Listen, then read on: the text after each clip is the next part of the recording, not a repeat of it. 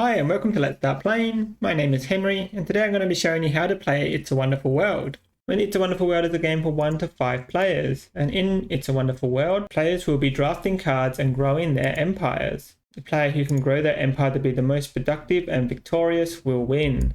It's a Wonderful World is played over 4 rounds, and the draft will alternate between clockwise and counterclockwise between these rounds. And what players will be doing during each round is drafting these cards from their hand. There are several key bits of information on each one of these cards. The first one is the cost down the left hand side here. This city will cost me 4 blue resources and 1 red resource in order to build.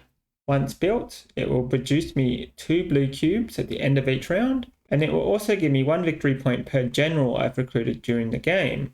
That is, however, if I decide to build this building. I can instead recycle this building in order to give me 1 blue cube, trading this card out for the resource indicated here. And all these cards work the same way. During the first round of It's a Wonderful World, you'll generally want to pick cards that increase your production for future rounds. And your production is listed here on your tableau. Every player starts with different production if playing with different states, like I've loaded the game here. And my production is 3 grey cubes and 1 yellow cube at the end of the round.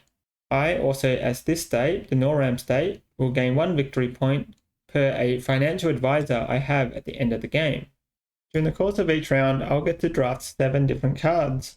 And with those cards, I want to try and build as many as I can before the production phase so I can gain more resources. You do have a chance during the production phase to increase your resource gain, however, and I'll explain how that works in just a moment. After I select a card from this row, I will pass my cards to the indicated player here and receive cards from Let's Start Playing. So pay attention up here on who you're going to pass to and who you're going to receive from.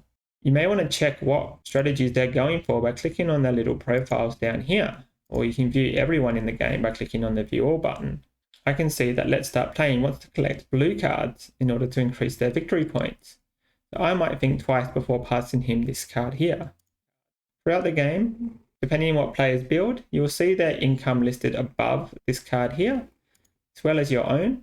And you want to be making informed decisions about what cards you're passing your opponents, whilst also taking the best card for yourself. To start off this round, I'm going to take this Icebreaker card, as it will grant me 2 blue income if I can build this card before the end of this round.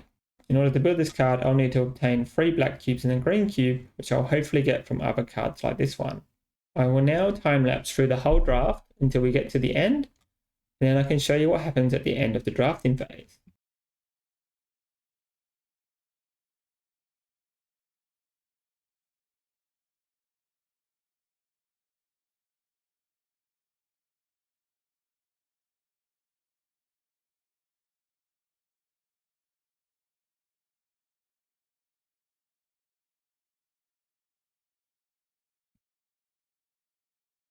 When you reach the end of the drafting phase, all players will have a hand of 7 cards. Now players have the decision of which cards they want to build and which cards they want to recycle for resources. There are some important decisions to be made during this phase, and all players do this at the same time. The order in which resources are produced is really important. As grey resources are produced first, you may have a chance to finish any buildings that require grey resources that can then generate you black resources. And when black resources are generated, you may finish a card that grants you green resources, and then green, then yellow, then blue. Red resources are the only one that isn't produced, and these are considered a wild resource that can be used for any of the required resources, as well as some cards having the red resource as a requirement. I've decided that I want to build this nuclear plant. So in order to build it, I'm going to select it and move it down to my build area down here.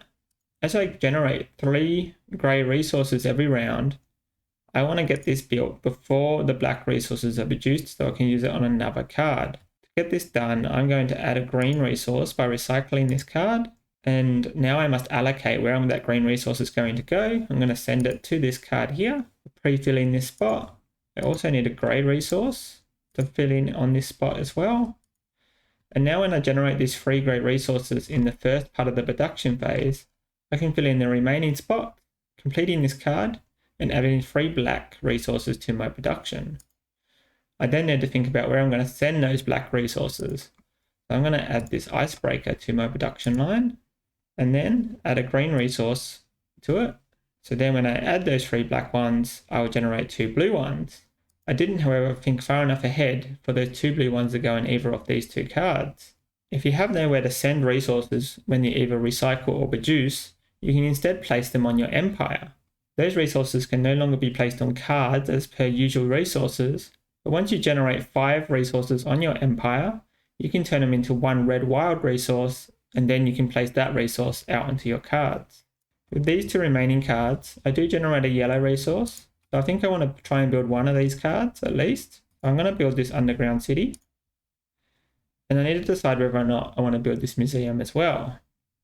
At the moment, there's not much harm for me to just send it to my construction queue, as I have nowhere to assign this blue resource, so this blue resource will need to be assigned to my empire, and I can also discard buildings on my row in order to do the same effect. So let's construct this, and I will confirm my placing. Once all of my opponents have confirmed their buildings, we'll start the next phase, which is producing grey resources. This works from left to right, and whichever empire produces the most grey resources will attract the attention of a financial advisor to join their empire. We can check how many grey resources each empire produces. I produce 3.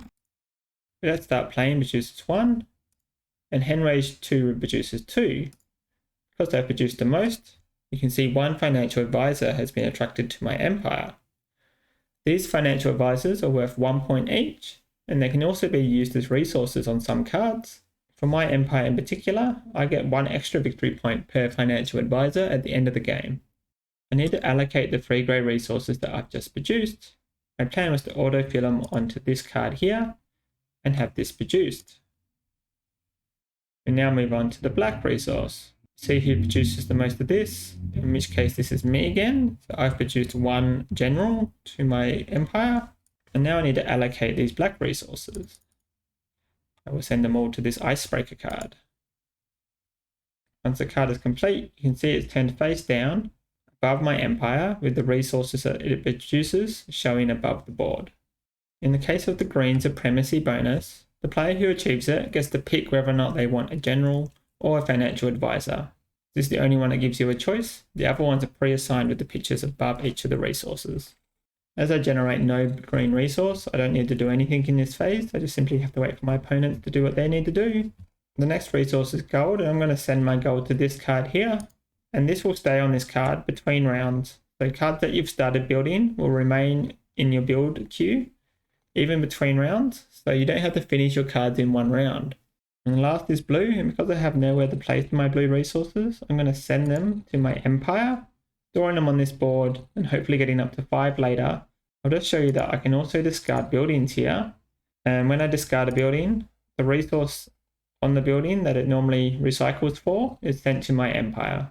If I discard a building that I've already attempted to start building, like this one with resources on it, when I recycle it, any resources I've placed on it are lost and not sent to your empire. You can click this reset button in order to restart this round before you hit the confirm. The game will continue like this for 4 rounds, and at the end of 4 rounds, see who has the most victory points on their cards. Victory points look like this. They can also look like this, where this card would give me 2 points per blue card I've constructed with that symbol. Cards come in 5 different symbols. There are structures, vehicles, research, projects, and discoveries. And the rarity of each of the resources goes from left to right as well, with grey being the most common resource and blue being the least common resources amongst the 5 resources, not including the red gems. If you construct a building with a picture here of either a financial advisor, general, or a gem, you'll immediately gain those resources as soon as you build the card. Rounds will continue in the same manner as we just went over, with players drafting cards counterclockwise with a new set of 7 cards in the next round, then producing the 5 resources, and doing the same for rounds 3 and round 4. At the end of 4 rounds, check who has the most victory points, and that player will be the winner. Hope you enjoyed this tutorial. This has been Let's Start Playing. Please like and subscribe to the channel if you enjoyed this, and thanks for watching.